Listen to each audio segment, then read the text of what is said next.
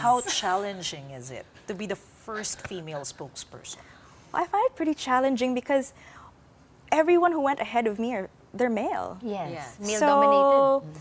they might, they might be comparing me to how they used to perform. So that is in itself challenging, but I accept the challenge. So Yes. what will be your advantage As a woman? as a woman? Sa woman. Di ba, very beauty pageant. Miss Universe ba? Well, honestly, I think the role is very gender neutral. It is gender neutral. Anyone, I mean, male, female, or what have you, should be able to do the role. But as a woman, I think we women have our own charm. We're very empathetic. Yes, and we have our own experiences and perspectives that are different from the men's. So I think that would be what I would be bringing in. You just finished a course, your master's? Yes. And when did you finish? I finished that last year. Last year? How long were you Yes. away? Did that mean you were away from the Supreme Court? Actually, no, because I took the executive program. So that's a part-time program for working students. So I would just go back and forth to London to attend classes. For how long? I think I did that for around 3 years. 3 years. And you are also graduating from what course? I think That's I the one. remember. That's the one. That's Yes. the one. So when is the graduation? December this year. December, okay. So no more na Talking yung about- wanting to be a judge? Is that off the table for you? Are you Well- sticking it out with the SC for the long haul? Well, my position is coterminous with the Chief Justice. So that means when he retires, my term ends. Unless, of course, the next Chief Justice Will reappoint you. Ask you will to stay reappoint on. me, yes. So if that doesn't happen, then I will seriously consider the judiciary. Okay. We have a question here. We researched your bio, and it says that you're a member of the Committee on Facilitated Naturalization of Refugees and Stateless Individuals and the Special Committee on Cybercrime and Electronic Evidence. Ang haba. Okay. Medyo gets na yung cybercrime and electronic evidence. Obviously, we need that now. Ganun na yung buhay natin. We're digital. What about the first one? The Committee first on one. Refugees? Yes, Yeah. because right Let's- now... How much work does that committee do?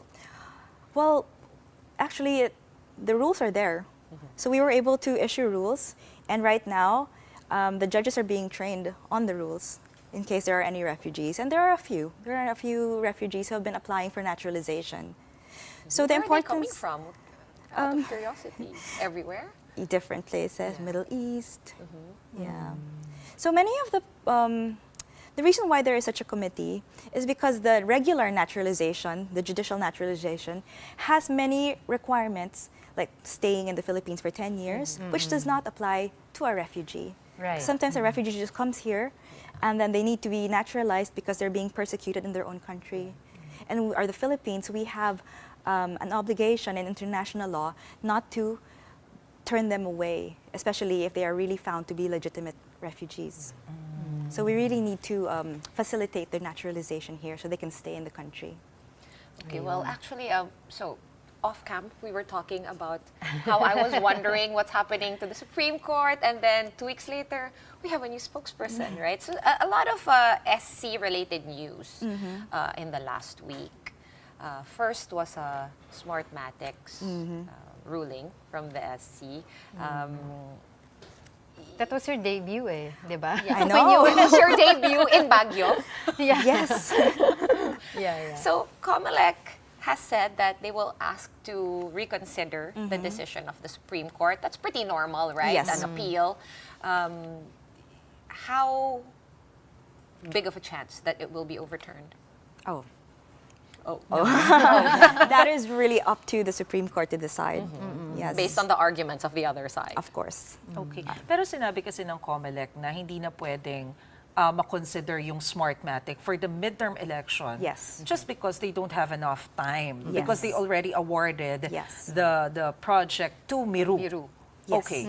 So, is that okay? I mean, based on the decision of the Supreme Court? Yes. No, So what? actually, the Supreme Court in its decision said that because of practicality, equity, and just reasons, it is, even though the COMELEC committed grave abuse of discretion in disqualifying Smartmatic, it will not nullify Yes. the bidding and the award of the contract. It's more of like, mali yung ginawa niyo, pero Pero there are- prospective siya eh, di ba? Moving forward, wag niyo nang Yes. gawin yun ulit. It's like because of the doctrine of operative fact. So it means that, okay, there was an executive act and it was valid until it was declared invalid. Invalid. However, it has consequences which you just cannot ignore and set aside. Okay. So, just to make it clear, no, bottom line, they can bid again, but Yes. not for 2025. Yes. Meaning 2028 onward, unless, Unless. as you said on Wednesday, unless merong mag-file ng petition na naman. Yeah, and they this time Magpa-TRO. validly find any disqualifications. But you guys did not cave into the TRO request of... No, because the Supreme Court found that Smartmatic did not have a clear right to bid. So it was just prospective. Okay, so wala pa naman sila, meaning they're not legally engaged yet. Yes, and they did not suffer any irreparable injury because that injury they suffered, loss of profits, is compensable. And in layman's terms, in English, Wala pa nalugi sa kanila. Wala pang wala nangyari. pa, hindi pa sila nalulugi. Wala pang lugi. Ang Pero galing yun, ni Marcel. oo. Hindi sila talaga natalo. But yun nga, another issue that we want to ask you is about yung isa pang decision na nilabas ng Supreme Court is to ask the Senate the comment, diba, dun sa petition ni Kibuloy. Meron na ba tayong na-receive na response from the Senate regarding this?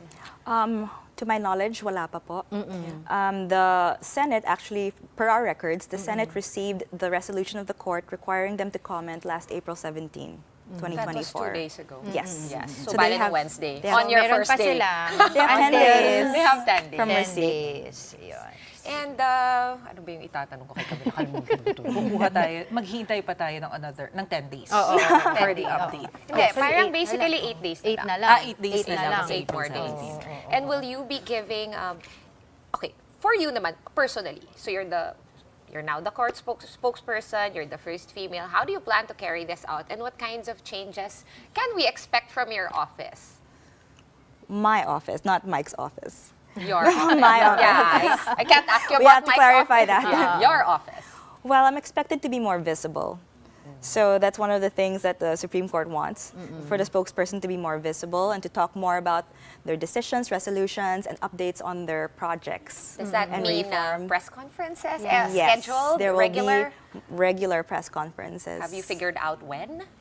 Well, the Supreme Court right now is on its decision writing break. So the next few weeks will be all decision writing, and their next sessions will be on the week of May 13. So they will be deliberating again. So we would expect more press So we will see conferences you So during that regular time. press conference, Sabay-sabay, meaning no? daily, weekly, Oh no, twice a usually week? usually once a week. Once well, a week. before the past spokespersons would be speaking after the Anbank session. And that's like Tuesday afternoon. Yeah, So Tuesday afternoons will be the press cons. usually yes. So sakto for So we our will be airtime. expecting you as well to answer our call when we need you for interviews. For clarification. Sure. She just had to make sure she got that on the record. Yes. Sure. So any other groundbreaking plan, any other marching orders that the Supreme Court, that the Chief Justice rather, has given you? Aside from that, no, wala naman. Wala naman. Yeah. So you have a lot of leeway, kumbaga, how Yes, to carry yes. out your duties. Yeah, me and Mike, we're gonna have to propose our plans, especially, but that is also subject to the Supreme Court's approval. And your submission will be August 15th, Yes. right? Memorize it. Para alam na natin. Pero na-meet mo na ulit si Supreme Court Justice Gismundo Yes. right after your appointment. Yes, yes, I Okay. did. And all the other justices as Yes. well. Ayun. So because as you said, the Chief Justice, mahilig siya pag collegial yung, Yes. medyo mas collegial yung approach niya to things. How can we see that quality of the Chief Justice through the court spokesperson? Like meaning, would you be, kasi minsan, when a decision comes out, diba? Kung medyo mas willing magsalita, the justice, they'll kind of explain themselves. But some are not so, camera-facing or front-facing or mahilig magpa-interview. Can we ask those questions through your office? Well, yes, ideally, it's a spokesperson who will explain the decisions to the public. It's usually not the justices. So that's a spokesperson's role. Because the justices speak through their decisions. Podcast.